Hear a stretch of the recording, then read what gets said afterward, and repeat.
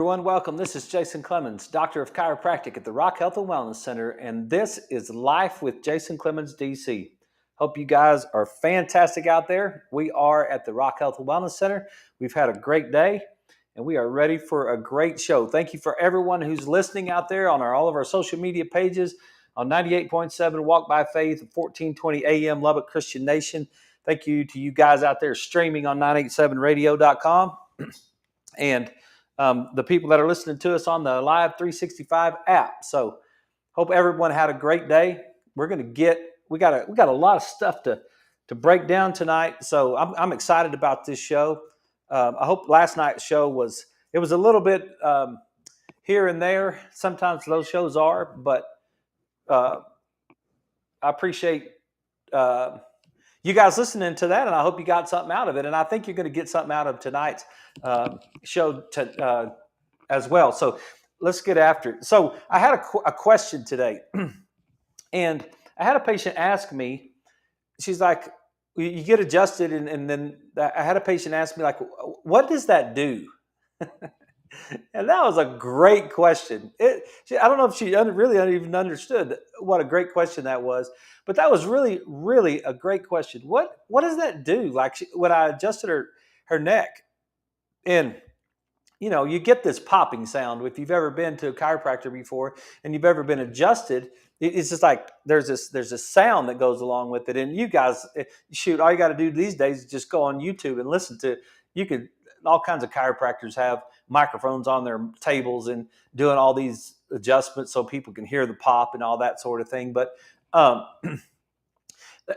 so I adjusted her, and then she asked me, "What does that do?" And so, man, I thought about that this afternoon. I thought as I went to Littlefield and saw patients over there, and hey, you guys in Littlefield, if you're all ready to get started with chiropractic care, we're taking new patients. So you guys want to get started with us, holler at us, 806-794-0400. If you've been a patient in the past and you want to get restarted, or if you're brand new, just let us know. Send us a message, 806-794-0400, and we'll get you in and get you started over there.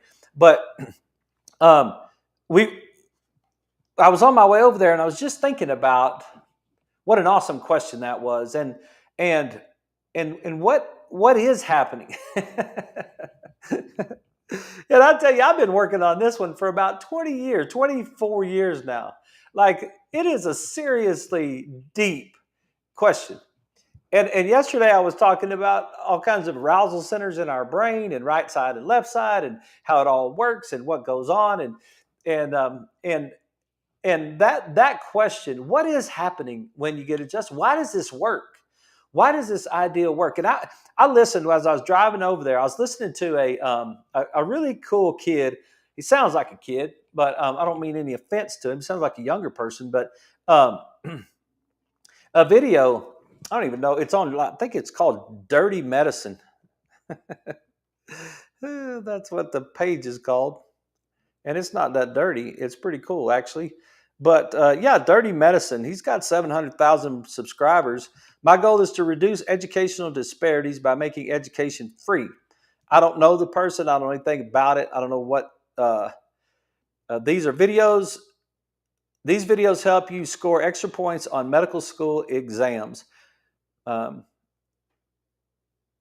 So I don't really know exactly, but who it is, but he does a good job. Dirty Medicine. If you're interested in just listening to somebody talk about pathways, dopamine pathways, that's what I was listening to on the way to Littlefield, was just listening to those dopamine pathways, and he did a good job. But one of the things that he said was very typical of people in the medical model, is he was talking about dopamine pathways, and then he was talking about schizophrenia, and then he was talking about Parkinson's disease, because all those things work together. And he said, well, the treatment for that is this. And he named off some pharmaceutical. So the treatment for Parkinson's is a pharmaceutical of some sort, right? And then he said the treatment for schizophrenia is some pharmaceutical. But then when you give a patient a dopamine lowering drug for schizophrenia, then what you're going to do is you're going to create Parkinson's. And then you're going to create the issues with Parkinson's.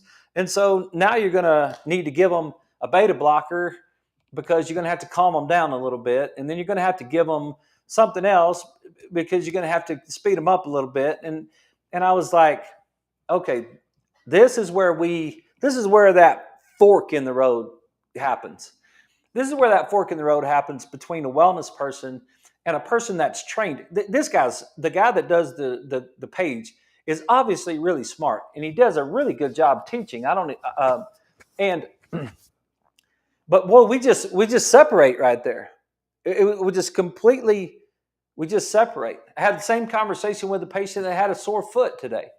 I don't see her very often. She doesn't do anything wellness wise. She doesn't follow any wellness model. She doesn't eat right. She doesn't exercise. She doesn't do anything that I've ever asked her to do as far as following a wellness model. She's a really nice lady, but her foot was bothering her, and she said, "Well, I just decided after enough ibuprofen, maybe I ought to do something about it."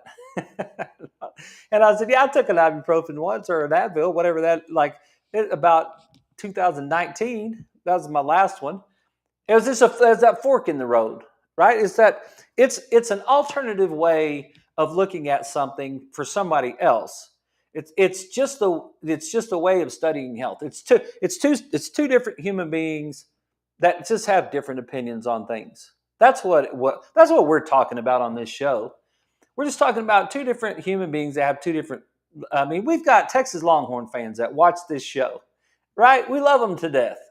We love them as individuals. We'll forgive them about their Texas Longhorn problem, but we love them as individuals, right? We got people. One of my guys I adjusted today, I said, "Are you a football fan?" And he said, "No." And I was like, "Well, what do football fans do this time of year?" And he just laughed and he said, "Well, we just do what we do all the rest of the time of the year. We just work and we just try to keep the house picked up and everything around the barn and all that sort of stuff." And I just kind of laughed. I was like, "Well," and I thought that was funny. He had stuff to do, but it's different. Just two different people. Just two different people. So when that guy says, "What are you going to do to treat Parkinson's?" Well, I don't. First of all, can't treat Parkinson's. It's not within my scope of practice. But second of all, if I had a patient with Parkinson's, I would try to get them well. I would try to do everything I could possibly do to get them well. And in order to get them well, I have to understand why they're not well. What is the interference? And if you start from the very beginning, if you back up and you start from the very beginning that the person's not broken, they're just interfered with, then you'll have a chance to figure out how to make it work. Like it's just a different way of looking at it. It's not well, what drug do I give them by some learning mechanism that was created by drug companies? I'm not just going to take a drug company's word for it. I want to know why. What is it about Parkinson's? What is it about the pathway from the brainstem that is not firing dopamine up into the? I'm not even going to get into it, but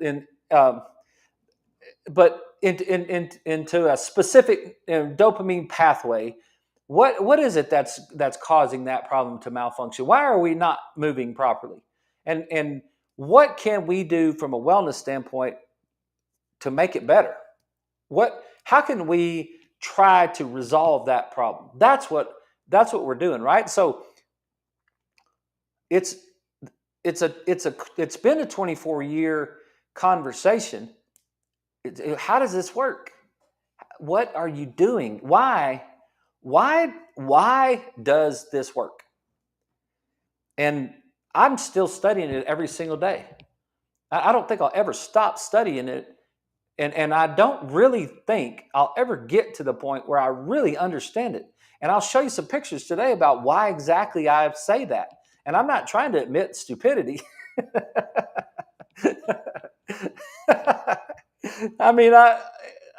What it is, what it is, but ignorance more than anything else. But yeah, let's look at some of this stuff. Let's back it up. Let's just take that one question.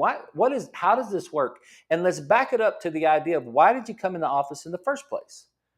What was your issue? And I dealt with stuff today. I dealt with sciatic pain, and I dealt with neck and shoulder pain, and I dealt with um, wellness people that didn't complain about pain at all, and I dealt with rib issues, and I dealt with foot issues, and I dealt with a thumb issue. Guy dropped a soccer goal on his thumb. I dealt with hot low back issues from a guy that was unloading a suitcase last night after he spent 3 days out of town on a vacation, and man, set himself off. Yeah, there's things that we dealt with all day long. So the question is, in this one particular case, why'd you come into the office? Well, I got this thing in my neck. I got a some this deal, and it's shooting into my shoulder blade, and it's just running. It's like in my neck and down my. It's kind of in my shoulder blade and in my shoulder, and it hurts at night when I sleep, and it bothers me, and then it, and I was like, okay. I said, well, does it kind of look like this? And do you kind of get some of this distribution of pain? And when you guys on the radio, what we're showing is this C5, C6 nerve distribution shot that we've shown in the past. The pain pattern that runs whenever you have a nerve involved in your neck, and it kind of runs down between your shoulder blade and your spine, and right on those ribs right there. You can reach back. If you just take your right hand and reach over the top of your left shoulder as far as you can and just touch right there in those rib area, and you'll be like, yeah, sometimes that gets really tender, right? And so that area, that's a distribution of C5, C6, C7, C8 nerve root.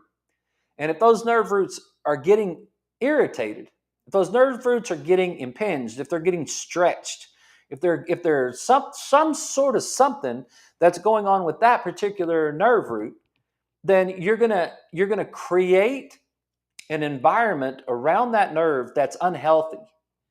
And when you create an environment around that nerve that's unhealthy, then what you're going to do is you're going to start to get, and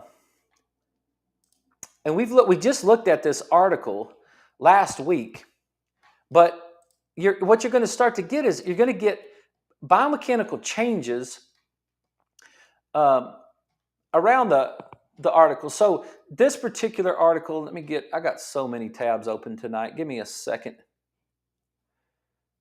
and I'll see if I can. And I got some super cool ones. There we go. Okay, so we remember, you guys remember this one. We just went over this within the last couple of weeks right here. The interface of mechanics and nociception in joint pathophysiology, insights from the facet and temporomandibular joints. This comes from the Journal of Biomechanical Engineering, February 2017, volume 139, number 2. Okay, this was a bunch of people from University of Pennsylvania, Bioengineering, Neurosurgery, and School of Dental Medicine. 174 references. This is a good study right here, okay?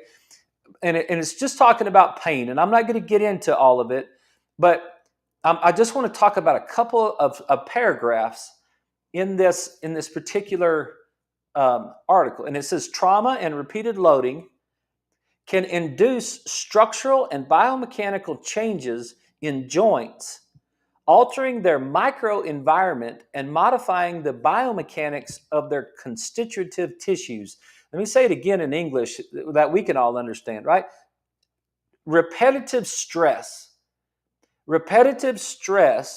can change the structure and biochemistry of a joint.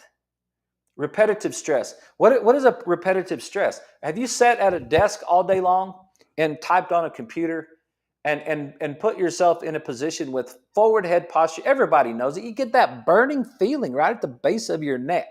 Your neck, those muscles burn, right? And you're sitting there, and the guy that dropped the soccer goal on his thumb, he's like, well, I'm not sure. I don't think it's broken. It's not black and blue. It's not that swollen. It just hurts. And he said, and I type a lot, and I just pound that space bar with my thumb, and it's not, I could do that okay. And just think about that. Repetitive motion with that thumb on that space bar, or typing, or repetitive motion, uh, sitting at a desk, repetitive motion of, are you in your truck right now? Are you driving your truck? You got your arm up on the deal, and then your elbow is sitting over here on the armrest, or the console in between the two seats. How many people have a rubbed off? You got a car that's old enough to have a little rubbed off spot right there on the console, like you've rubbed the seat down because you've been sitting on that thing for so long. How about your seat, your recliner at home? Your recliner at home, is it kind of molded into you? How about your bed? Do you have one of those little dips in your bed where you've kind of molded yourself into your bed repetitively, over and over and over again? Repetitive stress, right? Those are repetitive trauma. Obviously, you drop the soccer goal on your thumb, that's traumatic. Trauma and repeated loading, and or repeated loading, can induce structural and biochemical changes, altering the environment, the microenvironment, the very small environment. It can alter the very small environment and change and modify the biomechanics of the constitutive tissue, which means it changes the way that all the tissue around the joint function. It changes the way that ligaments function. It changes the way that tendons that attach to the bone function. It changes the way that fascia that runs over the top of the bone functions. It changes the way that the skin functions. One of my ladies today went and got Botox injection in her face, and she had a bruise right here. I was like, what do you do? What'd you do that for? Like, do you realize that nerve has another end? That, like, we're going to put botulism toxin in this part of it, but do you know that there's another nerve on the that nerve fires? It's got two ends, and now we're going to kill one end. What happens to the other end of the nerve? Right, micro environmental changes that change the tissue around the joint. So we got the person came to see me with pain in the neck, right? Pain in the neck and shoulders. So they want me to help them with the pain in the neck and shoulders. Now, you guys know, that's been watching this show for a long time, that we're going to do a complete workup on people, right? We're going to look at your brain. We're going to do your right eye test, your reflex. We're going to take your x-rays. We're going to do all of your neurology stuff.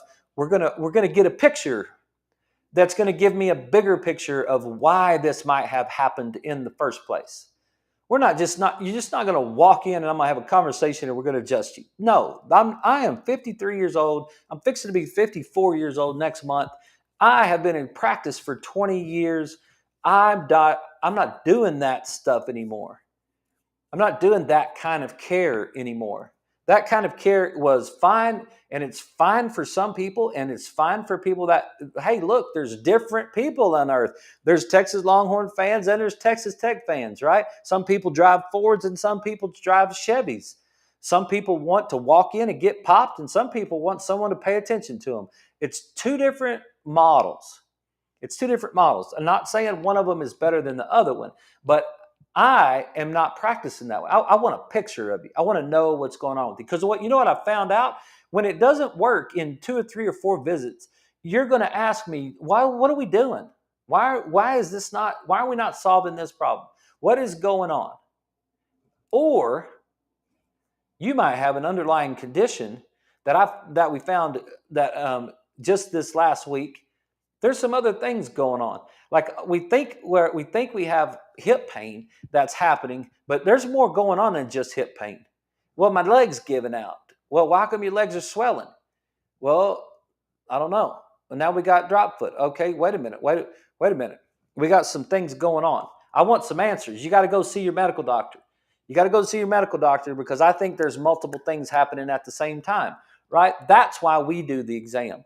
But what I'm trying to do is I'm trying to figure out what is the altered biomechanics and biochemistry that might be contributing to this particular pain pattern.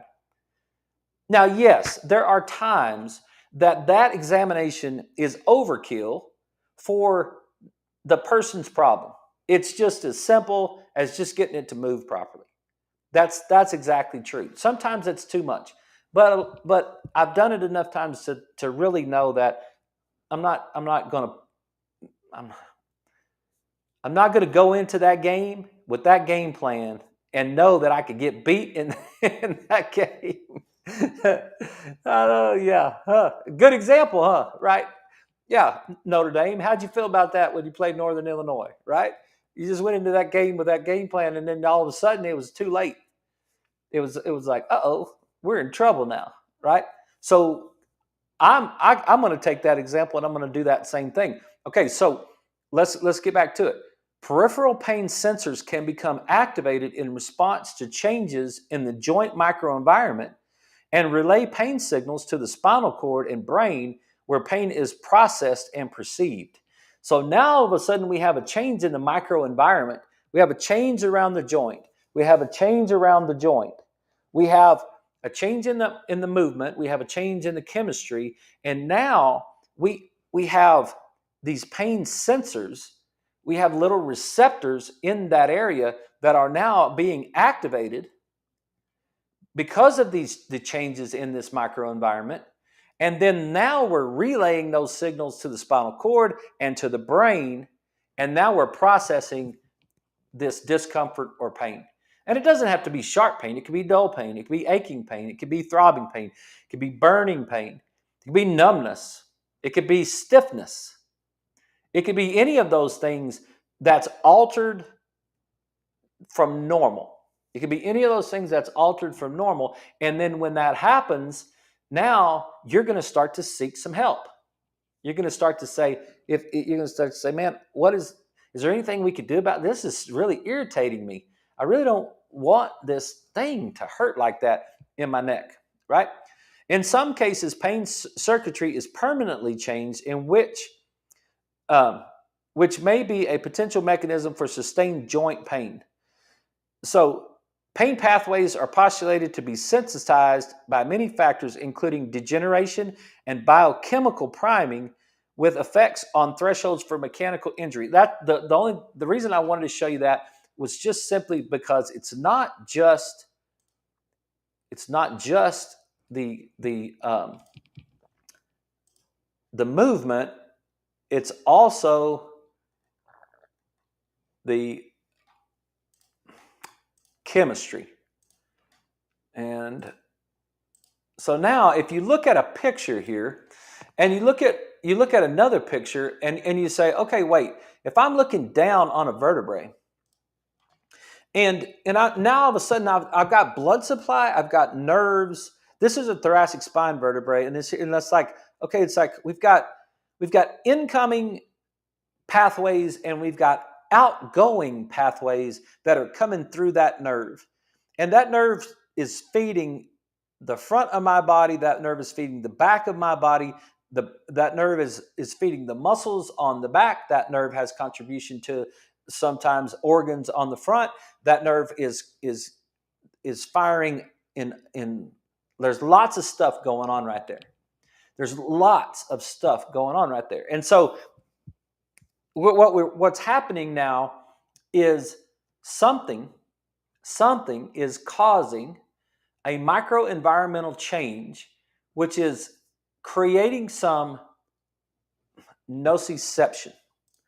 And nociception this is the Wikipedia definition of nociception, but nociception in physiology, nociception also, nociception from Latin, whatever, is the sensory nervous system's processing of encoded noxious stimuli, things like just irritating stimuli. You've got something that's irritating and it's sending it through the nervous system. It deals with a series of events and processes required for an organism, a person, you and I, and to receive painful stimulus, convert it into a molecular signal, and recognize and characterize the signal to trigger an appropriate defensive response. We're responding to the pain, the discomfort, the whatever it might be. We've created an environment that's not proper through lots of different ways, and we talk about those ways all the time on a show. right? We constantly are talking about that. We've created that environment, and now what we've done is we've taken that environment, and we have a receptor that has the capacity to change that signal into a signal that can be sent through the nerve into the brain. And now the brain can process the signal, and it can process what is going on back there. The brain now has information about this microenvironment that's been altered either through movement or chemistry, and it's starting to create irritating chemistry around the nerve and the receptor. And now the receptor has changed, is like, okay, I'm going to take this smoke and I'm going to turn it into a signal, and I'm going to send that signal through the spinal cord into the brain. And now the brain is going to process that signal, and it's going to do something to try to get away from that. It might move my head over sideways. It might make me lean one way or the other. It might make me want to change the way my posture is. It might make me want to bring my shoulder in. I might want to try to get away from that by bringing my shoulder in and away from. It's like, ow, how do I? It's like, what can I do to get away from that noxious pain? We're going to take a break, and when we get back, we'll keep going with what we're having. So, you guys out there, stick with us. This is Life with Jason Clemmons, DC. We'll be right back right after these messages.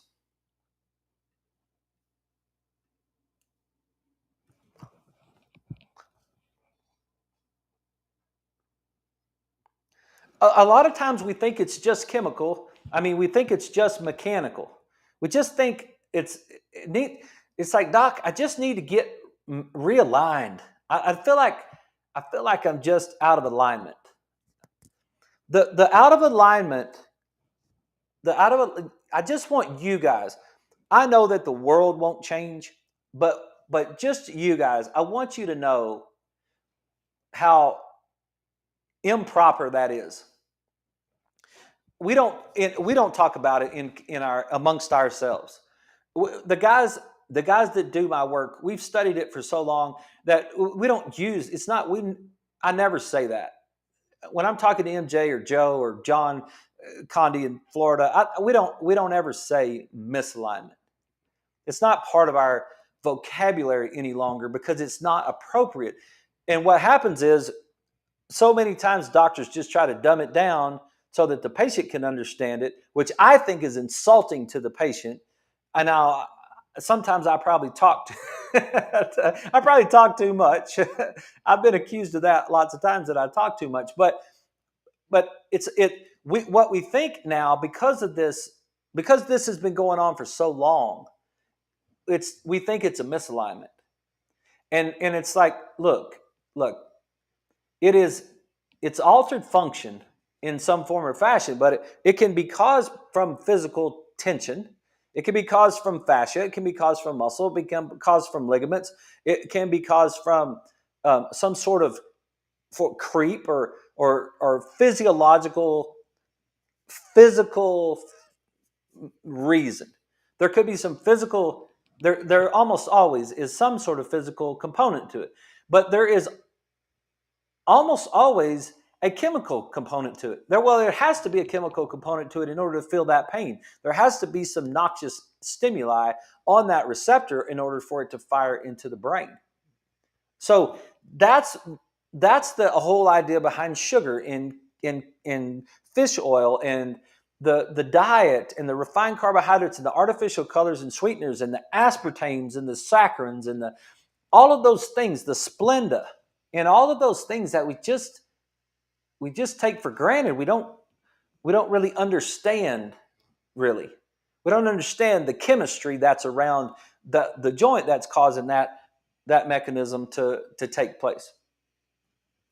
Okay, everybody, we're back. This is Life with Jason Clemmons, DC. We're talking about how the chiropractic adjustment works, and where we've backed it up to try to say, why did you come to the office in the first place?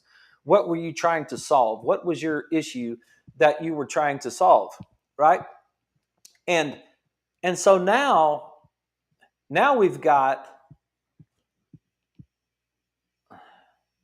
hang on, I got all kinds of things going on.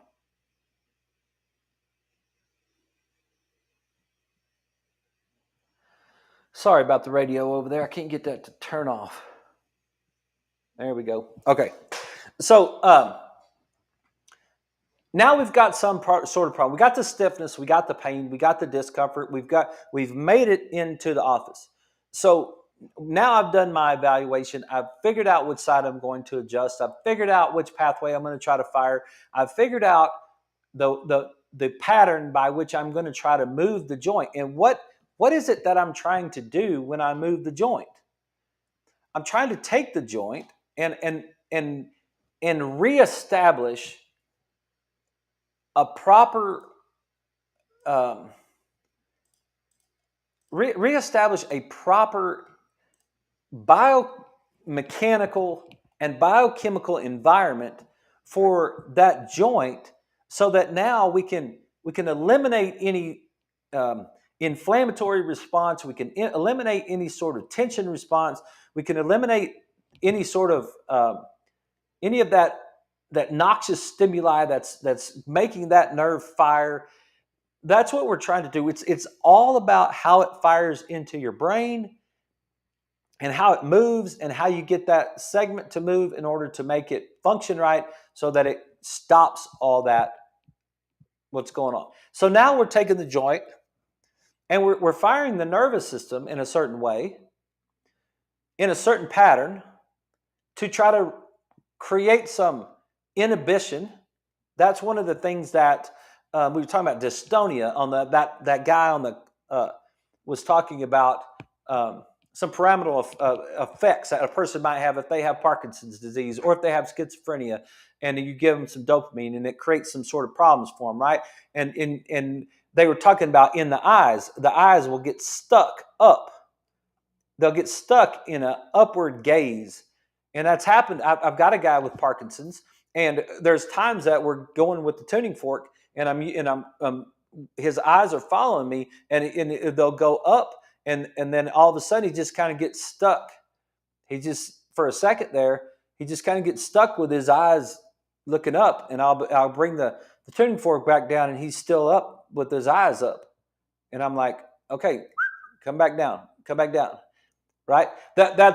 That's one of the things that was, and he was talking about. But the other example he used was torticollis. You may have heard that, and a lot of times that's a term in children. But it's a torticollis is where your head, and this is exactly the way the kid described it on the YouTube channel. Your head tilts and turns away from the side of the tight muscle, and he was talking about this SCM muscle.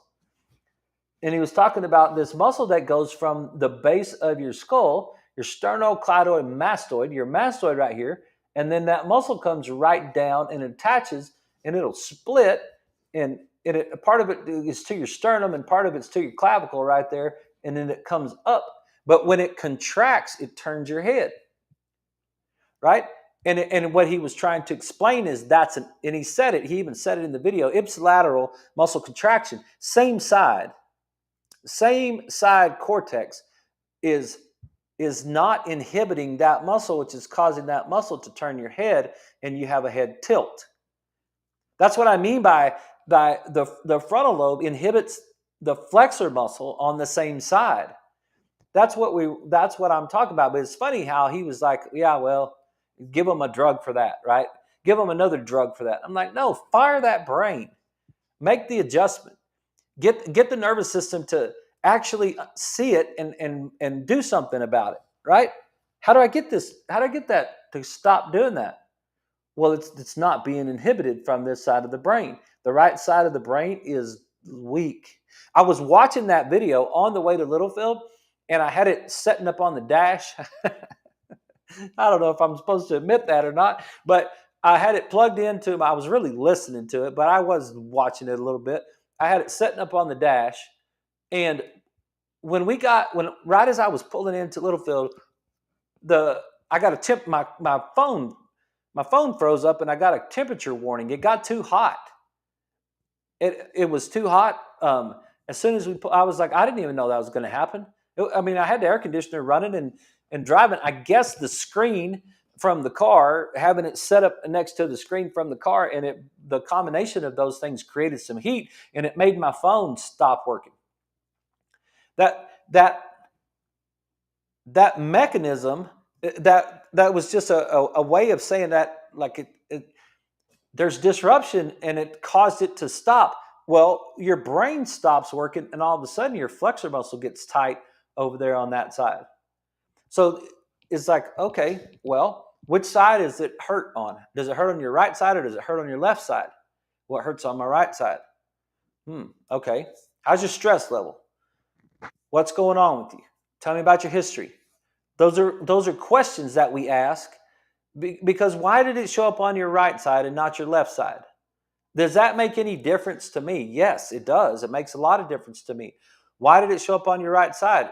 Is your head tilted like that? Is your head tilted to the right? And then all of a sudden we've got tight SCM over here, and we've got tight neck over here, and we've also got tight pec over here that's causing that to come inside. And that mechanism is taking place. So when we're adjusting it, I'm not just adjusting the cervical spine to get the movement in the cervical spine, even though that's vitally important. I'm also adjusting the cervical spine to fire the right hemisphere of the brain. I'm also going to use a lot of left side joints. I'm going to use a lot of left side joints to fire into that right hemisphere of the brain so that we can inhibit, turn off the muscles that are causing the joint to be in a microenvironment that is not appropriate. That's how it works. It fires into the brain. And if you want to see something that is just amazing, and as always, you guys on the radio, you could go to and listen to Walk by Faith and see this. But if you want to see something that is just absolutely amazing, this is a picture of your brain. Now, I got this off of Pinterest. I saw this weekend at my seminar, and I went to Pinterest. The guy, I don't know who owns it. Whoever owns it, I'm giving them credit for it. But what an amazing picture this is. Like that's an electron microscope or something of the brain, the spinal cord coming in from the bottom, the brain stem right here, the cerebellum. I'm going to show you this next picture. We'll show that from the cerebellum, and then myelinated pathways that are firing into the cortex of the brain. This is what is inside your head. This wiring system is what's inside your head. This is how you know your neck hurts. This is how you know your thumb hurts. This is exactly how you know. It's like, man, like, how did I know my thumb hurt? Because when it hit my thumb and it changes the microenvironment of the thumb, it sends that information to the brain. It sends that information to this amazing structure that is a brain. And this cortex and all of these wires they're not wires, they're nerves. They're myelinated nerves. They're myelinated nerves that are firing through. And if you take one particular place and then, whoops, I keep doing that. And then you start to look and you just keep blowing that up and you get down to those folds in the cortex. This right here, these are millions of neurons right here at the end of those wires. There's millions of neurons right there. And it's just it's like, wow. Like, it's so amazing. It's so amazing that my thumb might actually be represented in this one little set of millions of neurons. Like, that's how, for some reason, I know that when he smashed his, like, if I smash my thumb, it just gets processed in this sensory cortex that's inside my brain. And it says, and inside, if you were to go inside the brain and you were to actually look at what's inside the brain, you would be like, oh my gosh, like It's freaking crazy. Like that, it's like, wait a minute. There's not a thumb in there. There's not a thumb inside that system. Like you can't see the thumb. There's not a face. There's not a nose. There's not eyes. It's just neurons. It's just neurons talking to neurons. It's just synapses happening inside of your brain. It's just like, whoa. This section right here might be a section that is represents your thumb, but there's no thumb there. Does that blow your mind? Is that like, it blows my mind. It blows my mind. What happens when you get adjusted? What happens when you have a joint segment not moving through a proper range of motion and not in a proper chemical environment? The chemistry's not right. And then all of a sudden, you adjust them, you change the mechanical environment, you dissipate the bad chemistry, you change the neurological input into that section right there of the brain, and all of a sudden, the perception of the thumb changes. The perception of, oh, that hurt, turned into, oh, that's fine. That was much better now. Like and when you try to explain it to somebody, at first they're like, what are you doing? Like, why? What is it? I don't get this. I don't get this. I don't get what you're like. How do you do that? Like, how did that just happen? You know what's amazing? If you want to move to the next section, and it's just, there's the cerebellum. This is the part of your brain that controls balance, coordination, and posture. Had a guy fall off of a diving board to break his ankle last week. And he said, I was being mindful. He told his wife, I was being mindful, and I fell off the diving board, and he just bobbled. He just bobbled for just a second. He was trying to clean the pool, and he was standing on the diving board, and he had that big long thing, and he was trying to clean the pool, and he was stepping off or whatever, and he just felt his ankle go back and forth, and it was just a bobble for 1 second, and then all of a sudden he landed and broke his ankle. The bobble in the cerebellum, look at that. Look at that broccoli that's in your brain. And when you go in there and you say, that picture right there, that cerebellum, those are millions of neurons in there. There's way more neurons in your cerebellum than there is in your brain, in your cortex. That cerebellum is packed with neurons. The ability to sit on this stool and put my arm on this desk and hold my head up and look at the picture and move my hand and have my toes on the stool and just sit here without falling over is a miracle of God. It is like, if you could map it out inside your head, we get so frustrated over who's going to win the next football game.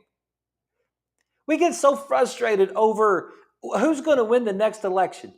We get so frustrated over whether or not our spouse did something, or our kids did something, or our employees did something, or the stupid dude on the radio just talks and mumbles and I don't understand him, or whatever, all that sort of thing. We get all of these stressors that we deal with on a daily basis, and we forget how amazing we are. We forget, like, dude, like that. If that is that blows me away. I just want to cut this out and make a poster and just put it up on my wall. Like, there's your cerebellum. It's not just a word that you don't understand. It is the balance, coordination, and posture center of your brain. There is so much going on right there, and look what happens to it. Look where it goes. Well, look where it goes. If I can get off of that, there we go.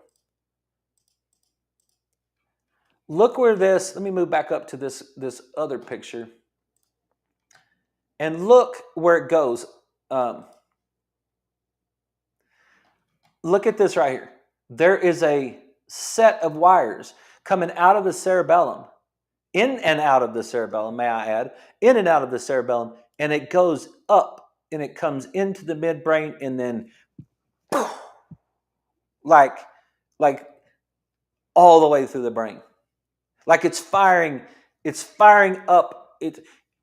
What when we draw those pictures, when we draw the picture of the right brain talking to the left brain, and then the left brain talking to the cerebellum, and then the cerebellum talking back to the left brain, and then the left brain talking to the right brain and saying, is that what you wanted? And then the right brain says yes. And all that happens in a millionth of a second, boom, through 30 billion neurons inside the brain.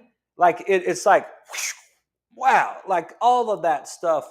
There's pathways, there's neurons, and there's pathways, and there's synapses, and it's like, dude, what is the environment that we want this brain to be in?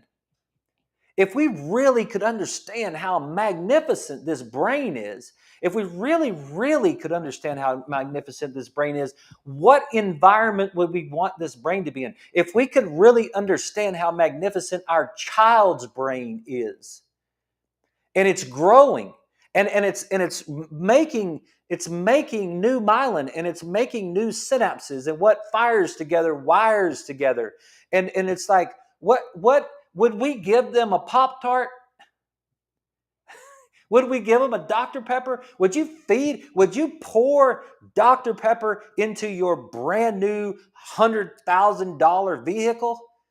Would you just go put diesel fuel in the middle of your unleaded gas tank and just ruin your engine to your brand new Suburban? We make a joke out of it. We make a joke out of it because we don't understand the magnificence of it. We make a joke out of it because we don't really get it. And I think if you see it and you get it, you'll be like, holy freaking cow, that's my brain right there. Like there's so many wires, there's so many neurons inside the brain. Like it's just amazing. What we're looking at right here in this picture, we're looking at millions and millions of neurons inside the cortex of the brain. I think it's just an awe-inspiring picture. And what do you do with an adjustment? You get I put my hands on your neck. Come on, doc, just crack my neck. Like what? Just crack your neck? Like really? Like that's what we're going to go with is I went and got my back cracked today. Like, no, you did not. You did not. You did not. You received a chiropractic adjustment.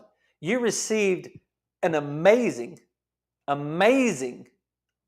life-altering, life-enhancing, subluxation-freeing chiropractic adjustment that fired into 1 billion neurons in your spinal cord and 30 billion neurons in your brain and got processed by your cerebellum and fired all through your cortex to try to reestablish harmony inside the vessel of the human being. That's what a chiropractic adjustment is. And people tell me I don't have time. I'm too busy. You know what? Life is really busy. I think I need to move to Monday. Really? Oh yeah. Well, I was, things. I just had things to do today. I just hadn't had time to get over there to see it. I hadn't had time. I've just been so dang busy doing stuff. I've just been running around. I got so many things to do that I don't have time to put into my day an amazing, life-changing adjustment. And because I don't really understand what it does. What it does is it changes the environment of your body. It changes the environment of the joint. It changes the environment of the joint in a way that it communicates the joint to the brain, allows the communicating system of the body to be able to communicate from the joint to the brain in a way that it reestablishes homeostasis or balance in your body. And it's better than any drug you can ever come up with. That's why I've had one Tylenol in 24 years. I had one Tylenol in 24 years because I learned what a subluxation was. I learned that if I put those cells in an environment that's congruent with health, that I will get health. If I put those cells in an environment that's incongruent with health, those cells have such an innate intelligence that they will give me feedback. They will give me feedback and tell me that I have myself in the wrong environment. The feedback might just be stiffness in my neck. The feedback might be swelling of my feet. The feedback might be spasm of the muscle. The feedback might be altered walking, a gait. It might be a little bit of imbalance in my gait. It might be a little bit of imbalance in my posture. It might be my foot turns in just a little bit over here on this side. Maybe my foot turns in a bunch on both sides. And all of a sudden now I get feedback that I have my body in an environment that's incongruent. I wake up in the morning and I can't step out of bed because my feet hurt so bad. That's your body. That's your body trying to tell you that you have it in an environment that's incongruent with health. That's what your body is trying to do. That's what that magnificent brain right there is trying to do. It's trying to show you that man, it's like, look, I need you. What I need you to do is I need you to put me in an environment that's more congruent with health. I need you. I really need you to treat me better. I know you're busy. I know you got things to do.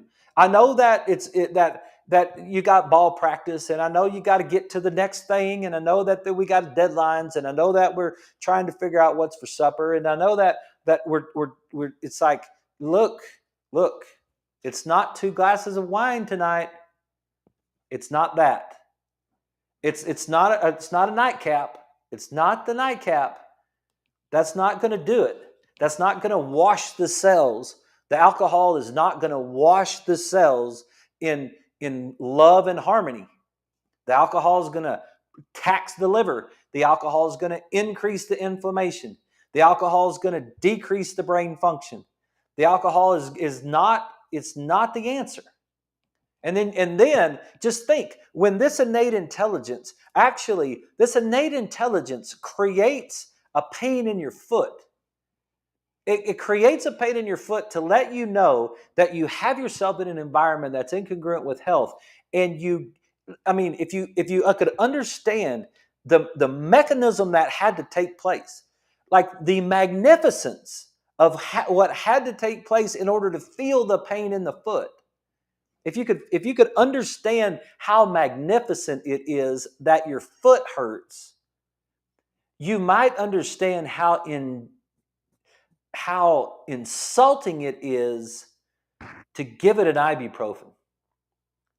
Like your brain, your innate intelligence, your spirit is like trying to tell you, look, you're mistreating my foot. You're mistreating this foot down here. The origin of the peroneus muscle and the insertion of the peroneus muscle on the lateral aspect of the foot and the burning in the lateral aspect, the outside aspect of the calf, this burning that you have and this foot pain that you have is trying to tell you that you have yourself in an environment that you're mistreating this foot. And you know what you do? You give it an ibuprofen. And you know what the ibuprofen is? It's a painkiller that the innate intelligence now has to figure out, what in the heck do I do? Okay, hold up. I'll tell you what I'll do. Just hold on for a second. Give me about 2 hours or 3 hours or 4 hours, or maybe if it's double coated, it might take me 6 hours to break down this ibuprofen. I might actually have to take this ibuprofen and break it down and eliminate it. It's going to go through my liver. I'm going to have to break it down in my liver. I'm going to have to send it to my kidneys. I'm going to have to pee it out of my body. And then in about 4 or 6 hours, I'm going to return back down to the foot to try to tell you, hey, this foot still hurts. There's a better way. There's a fork in the road right there. There's a fork in the road that says, hey, look, there's a better way we can treat ourselves. We can put ourselves in an environment that's congruent with health. We can feed ourselves food that's congruent with health. We can get exercise that's congruent with health. We can get sleep that's congruent with health. We can be social with each other that's congruent with health. And man, we will get, we'll get spontaneous healing. We will get amazing results. That's what we'll get. Hey, we've run out of time. I hope that was helpful. I hope you guys enjoyed that. And good evening to you too, Lewis. Thanks for watching the show. Thanks for the messages. They're awesome. You guys have a great night. We'll be back tomorrow night. We got a solid day tomorrow. We're going to be at it all day long. And I think maybe tomorrow I'm going to get a new pair of glasses. This is a long time coming. Maybe I'll be smarter after tomorrow because my brain will be working better. Hope you guys have a great night. I'll be back tomorrow at 6. Thanks for watching. Let me know if I can help you. See you tomorrow.